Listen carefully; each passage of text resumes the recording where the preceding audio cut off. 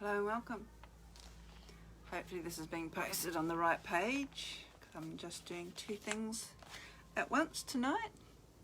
So happy Lughnasadh or Lughnasadh or Lammas here in the Southern Hemisphere.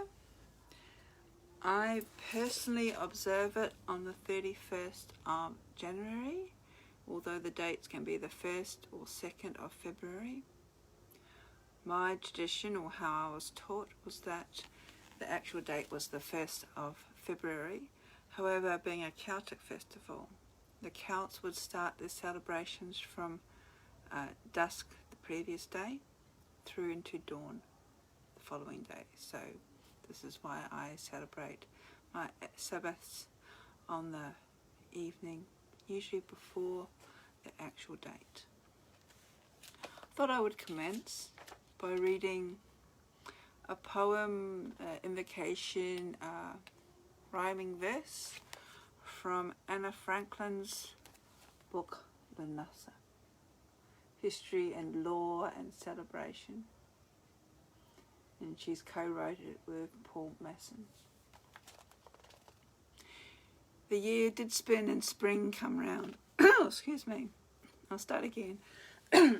Joys of doing a live video when you are smoking or choking yourself on the incense smoke. Start again. The year did spin and spring come round, while our dead Lord lay in the ground, till rain fell thick upon his bed, and slowly then he raised his head, and grew apace till midsummer's day, when with his flowering bride he lay. But the year does spin and he must die, and as a seed must once more lie, we hunt him down with sharpened sickle, and pierce his heart, and see blood trickle, to flay his skin from off his bones, and grind him up between two stones. Our dying Lord has lost his head, and with his death we have our bread. Powerful words from Anna Franklin. And as such, Lammas means half loaf. And it's usually the time of the year where our Celtic or Anglo-Saxon ancestors, Lammas comes from the Anglo-Saxon, would take the first grain, the first harvest, and this one is usually the first fruits, and also the grain, so wheat, corn, barley, in particular corn, and from it would make a bread roll, a bread loaf, and this wouldn't be consumed by the people. This will be given back to the land, so that the earth would provide again. Now I went down to my supermarket today and they had no corn at all, and my corn in my garden's a little bit young yet, so seasons are over the place. Maybe I was just too late. However, in celebrations or observances in the past, I've often had dry pieces of corn which has been left from our summer heat, and to me this is the mystery that's unfolding, and this is what the oats and the seeds that we harvest represent, the mystery of life, death and rebirth, which Anna Franklin wrote about in her poem. Now, I did mention that I would share a reading from my very first book, Dancing the Sacred Wheel, and I'm actually reading from the first edition. Only 400 copies of this were produced in 2012, I think, before I went into self-publishing properly. And I started this chapter on Lughnasadh or Lammas, the first harvest, with a quote from Amy Mack's book, Crowns of Fire. But on the hill the heat was worst of all, and some of the young gums were beginning to moan, but their bigger brothers encouraged the weaker ones. When they heard the cries of the gully trees, their heart ached, for it was beyond their power to protect them from the fiery blasts of summer. As the wheel slowly turns in its endless cycle, the sun continues its journey northward from the equator and away from the earth.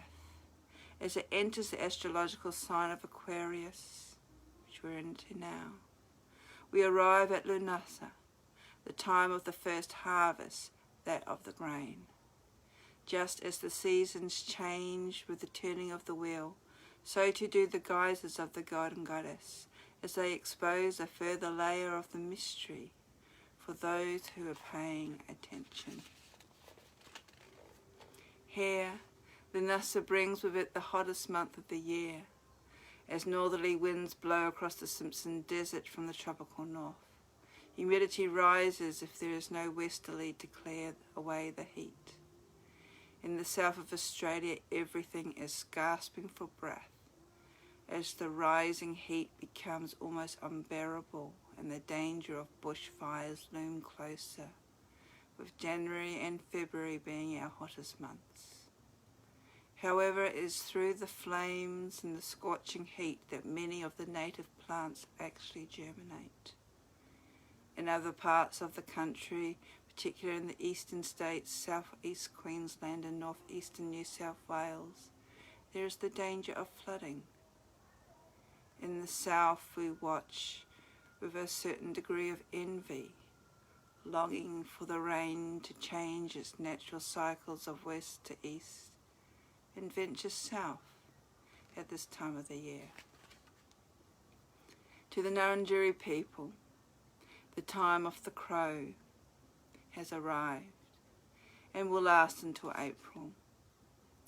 In local culture, the crow is an important figure in mythology and one whose season coincides with the juxtaposition of certain stars. Like spring, autumn is a time where men felt the urge to mate with the women, just as the mystic crow himself. For Darwin and the top end, this is now the wet season, as the monsoonal rains arrive, turning the landscape green and vibrant, while also bringing with them humidity and thunderous tropical storms. Water cascades over the escarpments and flows through the ancient sandstone valleys onto the floodplains and billabongs of Alligator River system, resulting in an abundance of fish for the local people. The sun god, who ruled the summer solstice, now becomes the god of the grain and of the harvest, as his power begins to wane, reflecting that time of the sun. He knows his destiny is to sacrifice himself so that life on the land may continue.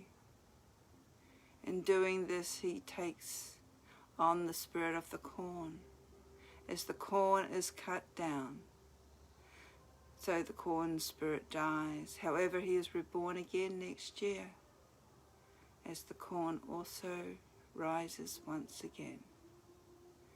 This is the role of the divine victim that English Egyptologist and anthropologist Margaret Murray spoke of in her now refuted book, The Gods of the Witches. Another aspect of the god is the very noticeable one of the horned god, the old mature version of the young stag god that we met at Imbolc. At this time of the year, the goddess seems to develop a split personality. On one hand, she's the bountiful mother protecting the precious grain of life that is growing within her. On the other hand, she is the crone wielding the sickle of death, while she expresses sadness in the loss of her beloved consort. This is the cycle of life, and from his death will come his rebirth at the winter solstice, enabling them to be together again. Lughnasadh is traditionally the festival of the first harvest. However, here in probably Adelaide in particular, our grain is usually harvested round about the summer solstice. I have been harvesting my peaches for the last 3 weeks, largely to beat the birds. So it is very much an abundance time. I thought I might also share something from the introduction of Anna Franklin's book, as she talks about Lu. And this is what Lughnasadh, or the character Lu, who Lughnasadh is said to be named of, or from, or about, but it's not actually him. It's actually his foster mother, Tutali, who, and according to Irish myth, cleared 4 plains of Ireland, and when she finished clearing the 4th plain, she was so exhausted that she actually died. So in Irish myth, Lughnasadh, or the Lughnasadh games, are actually held around Tailtown, still held today, but are in honour of Tutali. But according to Anna Franklin, the cult of Lu is a latecomer to Ireland, introduced by the Gaulish or British refugees fleeing from the advancing Roman armies. The name Tatlu is not Irish in origin, but from the Welsh, meaning well-formed. Lu is often described as a pan-Celtic deity and identified with the continental Lugdus, Lud, in England, and Lew, L-E-W, in Wales.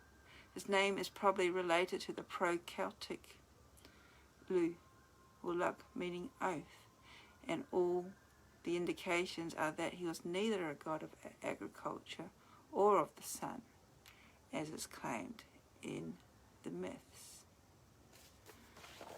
So this book I would highly recommend. It's all about the Sabbath of Lughnasadh, Lammas. It's produced by Lear Books, which is Anna Franklin's own publishing company. And there's a whole lot of interesting information that I won't go into because I would like to share something that was in my Sabbath binder called The Corn Song. And this has been written by Dolores Ashcroft-Nowinski. And I'm quite sure it's a chant somewhere, but I thought I might just read it. It's all about the corn.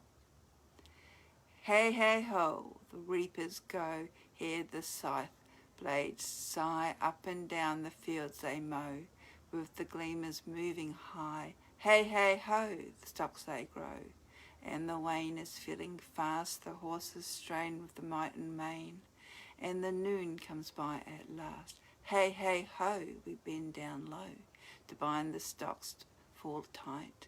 We lift and stack until bones do crack and moan, to the last day light. Hey, hey, ho, for all those sow. When planting time comes round, the corn grows high, the king must die, and the last stock he'll be bound. Hey, hey, ho, when the king does go, for he goes to feed us all. When the corn is ground, he'll be nowhere found, but the bread will be for all. Hey, hey, ho, for the harvest home, when all is gathered in. When the cold wind moans, we warm our bones and taste the Lammas king. Hey ho, we drink to the Lammas king. So